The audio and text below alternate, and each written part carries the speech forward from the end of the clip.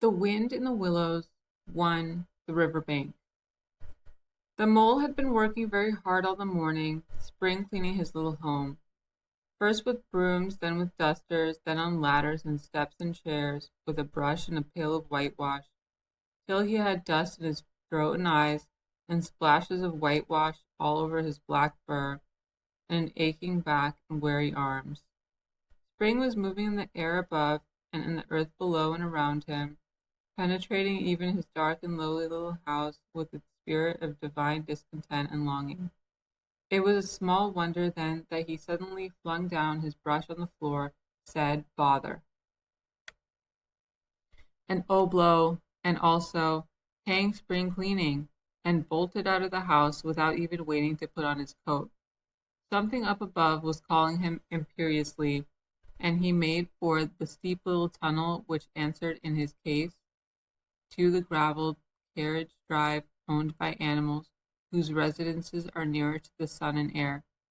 So he scraped and scratched and scrabbled and scrouged, and then he scrooged again, and scrabbled and scratched and scraped, working busily with his little paws and muttering to himself, up we go, till at last pop, his snout came out into the sunlight, and he found himself rolling in the warm grass of a great meadow.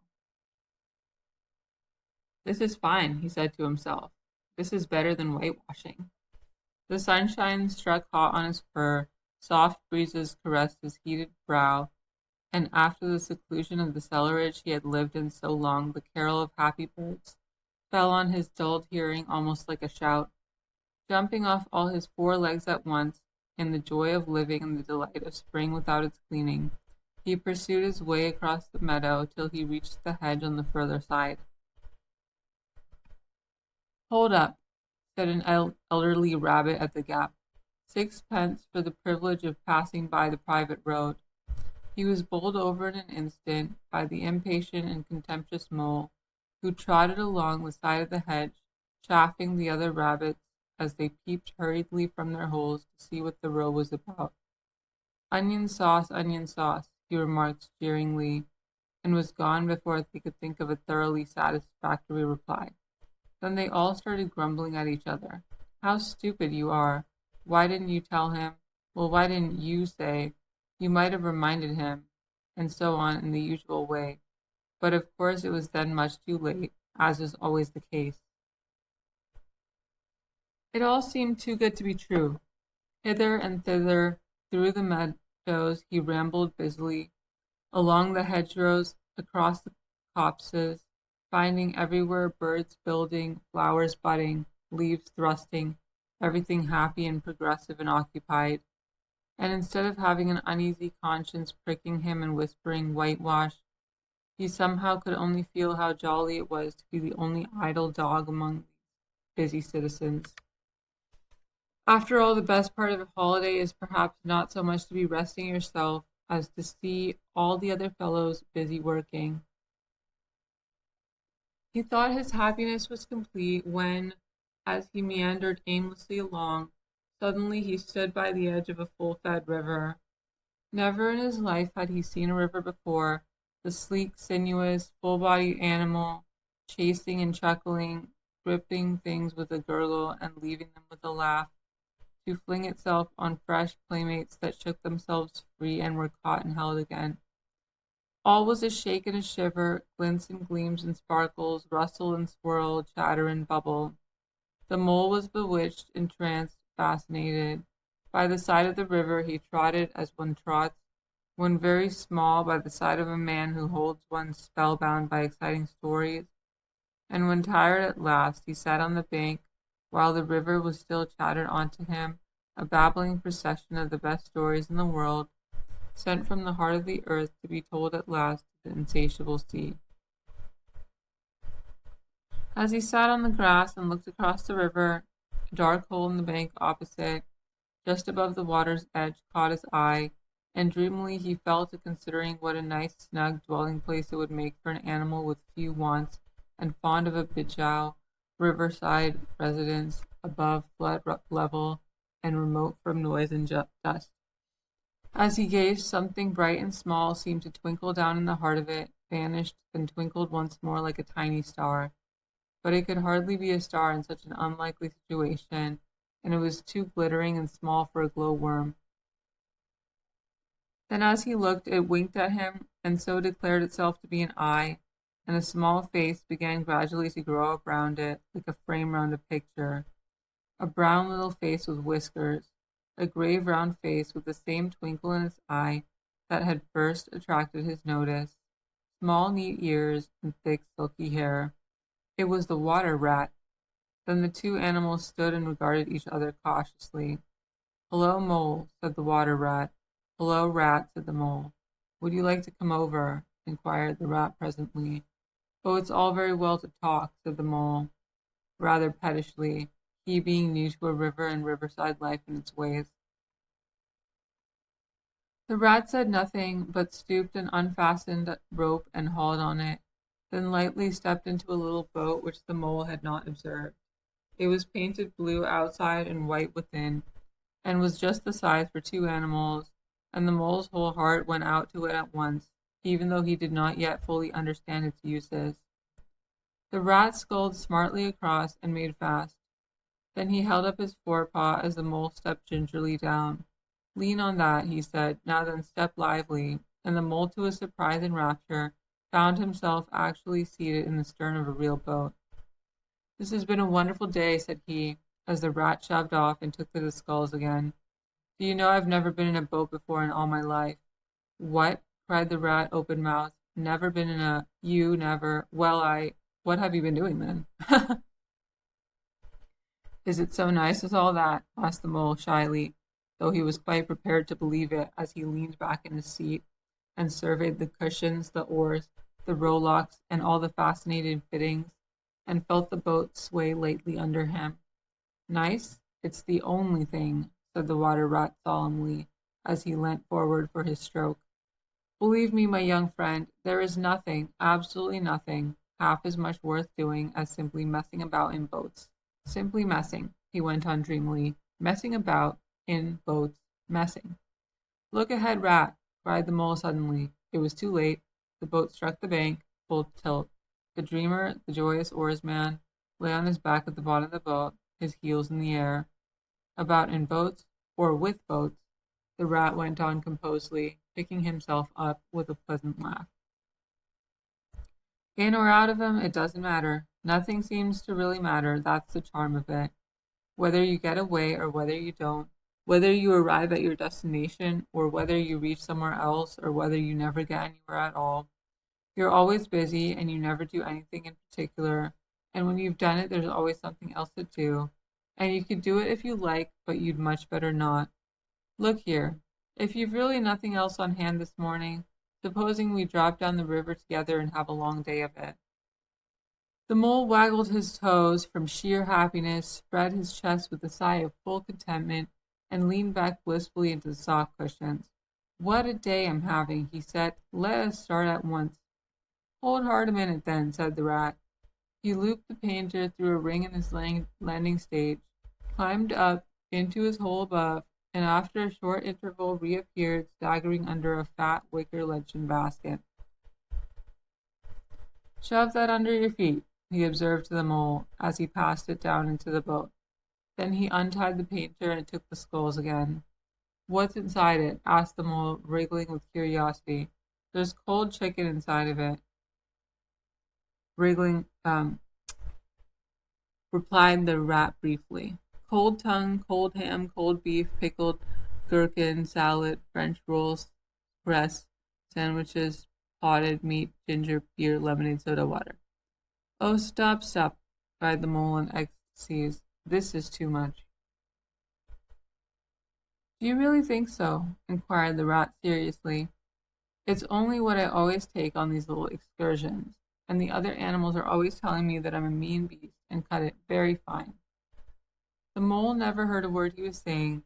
Absorbed in the new life he was entering upon, intoxicated with the sparkle, the ripple, the scents and sounds and sunlight, he trailed a paw in the water and dreamed long waking dreams. The water rat, like the good little fellow he was, sculled steadily on and forebore to disturb him. "I like your clothes awfully, old chap," he remarked after some half an hour or so had passed. "I'm going to get a black velvet smoking suit myself some day, as soon as I can afford it." "I beg your pardon," said the mole, pulling himself together with an effort. "You must think me very rude, but all this is so new to me. So this is a river." "The river," corrected the rat. "And you really live by the river? What a jolly life!" "By it, and with it, and on it, and in it," said the rat. "It's brother and sister to me, and aunts and company, and food and drink, and naturally washing. It's my world, and I don't want any other. What it hasn't got is not worth having, and what it doesn't know is not worth knowing. Lord, the times we've had together! Whether in winter or summer, spring or autumn, it's always got its fun and its excitements. When the floods are on in February and my cellars and basement are brimming with drink, that's no good to me. And the brown water runs by my best bedroom window, or again when it all drops away and shows patches of mud that smells like plum cake.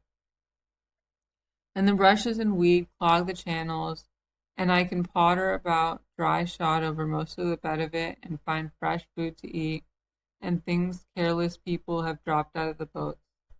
But isn't it a bit dull at times?" the mole ventured to ask. "Just you and the river, and no one else to pass a word with." "No one else to— Well, I mustn't be hard on you," said the rat with forbearance. "You're new to it, and of course you don't know. The bank is so crowded nowadays that most people are moving away altogether. Oh no, it isn't what it used to be at all. Otters, kingfishers, dabchicks, moorhens, all of them about all day long and always wanting you to do something, as if a fellow had no business of his own to attend to." "What lies over there?" asked the mole, waving a paw towards the background of woodland that darkly framed the water meadows on one side of the river. "Oh, that's just the wildwood," said the rat shortly. "We don't go there very much, we river bankers." Aren't they very nice people in there?" said the mole, a trifle nervously. "Well," replied the rat, "let me see. The squirrels are all right, and the rabbits, some of them, but rabbits are a mixed lot. And then there's Badger, of course. He lives right in the heart of it, wouldn't live anywhere else either if you paid him to do it. Dear old Badger, nobody interferes with him. They'd better not," he added significantly. "Why, who should interfere with him?" asked the mole. "Well, of course there are others," explained the rat in a hesitating sort of way. "Weasels and stoats and foxes and so on. They're all right in a way. I'm very good friends with them, pass the time of day when we meet, and all that. But they break out sometimes, there's no denying it. And then, well, you can't really trust them, and that's the fact." The mole knew well that it's quite against animal etiquette to dwell on possible trouble ahead, or even to allude to it, so he dropped the subject. "And beyond the wild wood again?" he asked, "where it's all blue and dim, and one sees what may be hills, or perhaps they may, and something like the smoke of towns, or is it only cloud drift?" "Beyond the wild wood comes the wide world," said the rat, "and that's something that doesn't matter, either to you or me. I've never been there, and I'm never going, nor you either, if you've got any sense at all. Don't ever refer to it again, please. Now then, here's our backwater at last, where we're going to lunch." Leaving the main stream, they now passed into what seemed at first sight like a little landlocked lake. Green turf sloped down to either edge, brown snaky tree roots gleamed below the surface of the quiet water, while ahead of them the silvery shoulder and foamy tumble of a weir, arm in arm with a restless dripping mill wheel that held up in its turn a gray gabled mill house, filled the air with a soothing murmur of sound, dull and smothery, yet with little clear voices speaking up cheerfully out of it and at intervals. It was so very beautiful that the mole could only hold up both forepaws and gasp, "Oh my, oh my, oh my." The rat brought the boat alongside the bank, made her fast, helped the still awkward mole safely ashore, and swung out the luncheon basket.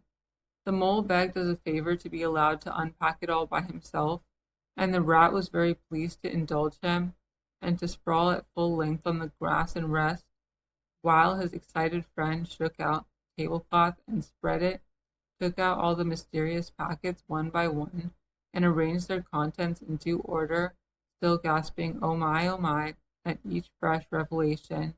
When all was ready, the rat said, "Now pitch in, old fellow," and the mole was indeed very glad to obey, for he had started his spring cleaning at a very early hour that morning, as people will do, and had not paused for a bite or sup, as he had been through a very great deal since that distant time which now seemed so many days ago. "What are you looking at?" said the rat presently, when the edge of their hunger was somewhat dulled, and the mole's eyes were able to wander off the tablecloth a little. "I am looking," said the mole, "at a streak of bubbles that I see traveling along the surface of the water. That is a thing that strikes me as funny." "Bubbles, oh ho," said the rat, and chirruped cheerily in an inviting sort of way. A broad glistening muzzle showed itself above the edge of the bank, and the otter hauled himself out and shook the water from his coat. "Greedy beggars," he observed, making for the provender. "Why didn't you invite me, Ratty?" "This was an impromptu affair," explained the rat. "By the way, my friend Mr. Mole." "Proud, I'm sure," said the otter, and the two animals were friends forthwith. "Such a rumpus everywhere," continued the otter. "All the world seems out on the river today. I came up this backwater to try and get a moment's peace, and then stumble upon you fellows. At least, I beg pardon, I don't exactly mean that, you know." There was a rustle behind them, proceeding from a hedge wherein last year's leaves still clung thick, and a stripy head, with high shoulders behind it, peered forth on them. "Come on, old badger," shouted the rat. The badger trotted forward a pace or two, then grunted, company," and turned his back and disappeared from view. "That's just the sort of fellow he is," observed the disappointed rat. "Simply hates society. Now we shan't see any more of him today. Well, tell us, who's out on the river?" "Toad's out for one," replied the otter, "in his brand new wager boat, new togs, new everything." The two animals looked at each other and laughed. "Once it was nothing but sailing," said the rat. "Then he tired of that and took to punting. Nothing would please him but to punt all day and every day, and a nice mess he made of it. Last year it was houseboating, and we all had to go and stay with him in his houseboat and pretend we liked it. He was going to spend the rest of his life in a houseboat. It's all the same whatever he takes up, he gets tired of it and starts on something fresh." "Such a good fellow, too," remarked the otter reflectively, "but no stability, especially in a boat." From where they sat they could get a glimpse of the main stream across the island that separated them, and just then a wager boat flashed into view, the rower, a short, stout figure, splashing badly and rolling a good deal, but working his hardest. The rat stood up and hailed him, but Toad, for it was he, shook his head and settled sternly to his work. "He'll be out of the boat in a minute if he rolls like that," said the rat, sitting down again. "Of course he will," chuckled the otter. "Did I ever tell you that good story about Toad and the lock-keeper? That good story about the toad and the lock-keeper? It happened this way. Toad, an errant mayfly, swerved unsteadily athwart the current in the intoxicated fashion affected by young bloods of mayflies seeing life. A swirl of water and a cloop, and the mayfly was visible no more. Neither was the otter. The mole looked down. The voice was still in his ears, but the turf whereon he sprawled was clearly vacant. Not an otter to be seen as far as the distant horizon. But again there was a streak of bubbles on the surface of the river. The rat hummed a tune, and the mole recollected that animal etiquette forbade any sort of comment on the sudden disappearance of one's friends at any moment, for any reason or no reason whatever. "Well, well," said the rat, "I suppose we ought to be moving. I wonder which of us had better pack the luncheon basket." He did not speak as if he was frightfully eager for the treat. "Oh, please let me," said the mole, so of course the rat let him. Packing the basket was not quite such pleasant work as unpacking the basket. It never is. But the mole was bent on enjoying everything, and although just when he had got the basket packed and strapped up tightly, he saw a plate staring up at him from the grass. And when the job had been done again, the rat pointed out a fork which anybody ought to have seen. And last of all, behold, the mustard pot, which he had been sitting on without knowing it. Still, somehow, the thing got finished at last, without much loss of temper. The afternoon sun was getting low as the rat strolled gently homewards in a dreamy mood, murmuring poetry things over to himself, and not paying much attention to Mole. But the Mole was very full of lunch and self-satisfaction and pride, and already quite at home in a boat, so he thought, and was getting a bit restless besides, and presently he said, "Ratty, please, I want to row now." The rat shook his head with a smile. "Not yet, my young friend," he said. "Wait till you've had a few lessons. It's not so easy as it looks." The Mole was quiet for a minute or two, but he began to feel more and more jealous of Rat, sculling so strongly and so easily along, and his pride began to whisper that he could do it every bit as well. He jumped up and seized the sculls so suddenly that the rat, who was gazing out over the water and saying more poetry things to himself, was taken by surprise and fell backwards off his seat with his legs in the air for the second time, while the triumphant Mole took his place and grabbed the sculls with entire confidence. "Stop it, you silly ass!" cried the rat with the bottom of the boat, from the bottom of the boat. "You can't do it. You'll have us over." The Mole flung his sculls back with a flourish and made a great dig at the water. He missed the surface altogether, his legs flew up above his head, and he found himself lying on the top of the prostrate rat. Greatly alarmed, he made a grab at the side of the boat, and the next moment, sploosh! Over went the boat, and he found himself struggling in the river. Oh my, how cold the water was, and oh, how very wet it felt, how it sang in his ears as he went down, down, down, how bright and welcome the sun looked as he rose to the surface, coughing and spluttering. How black was his despair when he felt himself sinking again. Then a firm paw gripped him by the back of his neck. It was the rat, and he was evidently laughing. The Mole could feel him laughing, right down his arm and through his paw, and so into his, the Mole's, neck. The rat got hold of a skull and shoved it under the Mole's arm. Then he did the same by the other side of him, and swimming behind, propelled the helpless animal to shore, hauled him out, and set him down on the bank, a squashy, pulpy lump of misery. When the rat had rubbed him down a bit and wrung some of the wet out of him, he said, "Now then, old fellow, trot up and down the towing path as hard as you can, till you're warm and dry again, while I dive for the luncheon basket." So the dismal Mole, wet without and ashamed within, trotted about till he was fairly dry, while the rat plunged into the water again, recovered the boat, righted her, and made her fetched his floating property to shore by degrees, and finally dived successfully for the luncheon basket and struggled to land with it. When all was ready for a start once more, the Mole, limp and dejected, took his seat in the stern of the boat, and as they set off, he said in a low voice, broken with emotion, "Ratty, my generous friend, I am very sorry indeed for my foolish and ungrateful conduct. My heart quite fails me when I think how I might have lost that beautiful luncheon basket. Indeed, I have been a complete ass, and I know it. Will you overlook it this once and forgive me, and let things go on as before?" "That's all right, bless you," responded the rat cheerily. "What's a little wet to a water rat? And more in the water than out of it most days.